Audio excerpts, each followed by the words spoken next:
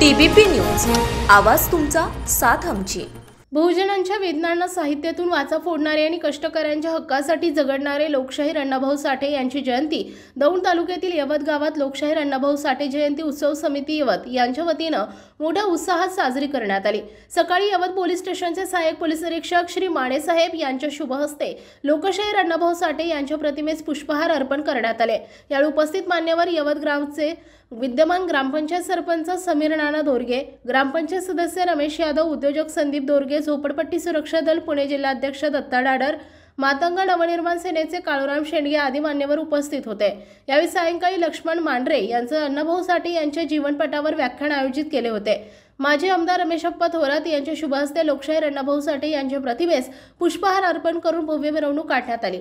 यावेळी उपस्थित मातंग नवनिर्माण सेनेचे संस्थापक मस्कू अण्णा शेंडगे, पंचायत समिती सदस्य निशाताई शेंडगे, मातंग नवनिर्माण सेनेचे काळूराम शेंडगे, झोपडपट्टी सुरक्षा दलचे दत्ता डाडर, मातंग योद्धा दिगंबर जोगधन, निलेश शेंडगे, ग्रामपंचायत सदस्य राजेश शेंडगे, संजय अडाकडे, वंचित बहुजन आघाडीचे बापू जगताप, तसेच लोकशाहीर अण्णाभाऊ साठे जयंती उत्सव समिती यवतचे अध्यक्ष सागर शेंडगे, उपाध्यक्ष विशाल साठे, नवनाथ शेंडगे, रोहित बुजवणे, आदिनाथ शेंडगे, कृष्णा अडागळे, रामभाऊ मोरे, भाऊ शेंडगे, चंदन शेंडगे, आकाश लोंढे, रोहित नेटके, आशुतोष गवळी, संदीप लोंढे, माऊली ससाने, स्वप्नील गायकवाड, करण शिंदे, गोकुळ खलसे, तसेच सकल मातंग समाज यवतगाव विविध संघटनेचे मान्यवर कार्यकर्ते आदी मोठ्या संख्येने उपस्थित होते।